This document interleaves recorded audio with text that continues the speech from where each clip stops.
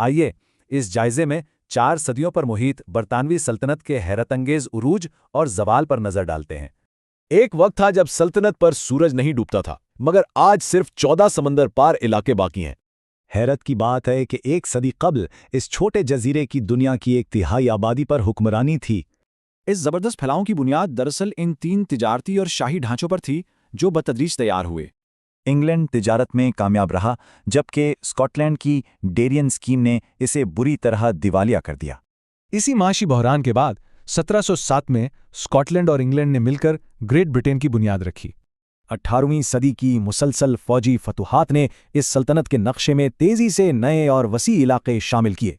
اس سلطنت کا دار و مدار ناقابل تسخیر بحری طاقت اور بے حد منافع بخش عالمی تجارتی نیٹ ورک پر تھا۔ لیکن پارلیمانی نمائندگی کے بغیر ٹیکس لگانے کا نتیجہ یہ نکلا کہ 1776 میں انہیں امریکہ گوانا پڑا۔ امریکہ کے ہاتھ سے نکلتے ہی برطانیہ نے اپنا رخ تیزی سے ایشیا، بحر الکاہل اور آسٹریلیا کی طرف کر لیا۔ 1805 میں ٹریفالگر کی شاندار فتح نے برطانیہ کو اگلے 140 سال تک سمندروں کا بے تاج بادشاہ بنا دیا۔ صنعتی انقلاب کے عروج پر برطانیہ نے منافع بخش غلاموں کی تجارت ختم کی اور اپنی حکمت عملی بدلی۔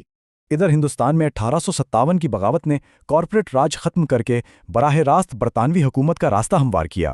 دیکھتے ہی دیکھتے ہندوستان اس وسیع سلطنت کا سب سے قیمتی اثاثہ یعنی تاج کا ہیرا بن گیا۔ ظاہر ہے ان انمول اثاثوں کو ابھرتے ہوئے حریفوں سے بچانے کے لیے برطانیہ کو مسلسل محاذرائی کرنی پڑی۔ 19ویں صدی کے آخر میں افریقی توسیع ہوئی اور ٹیلی گراف نیٹ ورک نے دنیا بھر کی کالونیوں کو جوڑا۔ اس طاقت کا اندازہ لگائیں کہ پہلی جنگ عظیم میں 25 لاکھ نو آبادیاتی فوجیوں نے برطانیہ کا ساتھ دیا۔ 1921 میں سلطنت عروج پر ضرور تھی، لیکن 2 عالمی جنگوں کے اخراجات نے برطانیہ کو دیوالیہ کر دیا۔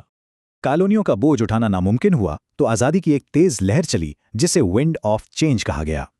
کئی نئی آزاد قوموں نے دولت مشترکہ کا حصہ بن کر اپنے تاریخی روابط کو پرامن طور پر برقرار رکھا۔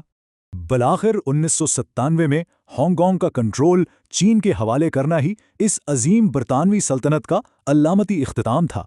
لیکن اس سلطنت نے انگریزی زبان، قانون اور ثقافتی رجحانات کے ذریعے ہماری جدید دنیا کو ہمیشہ کے لیے بدل دیا۔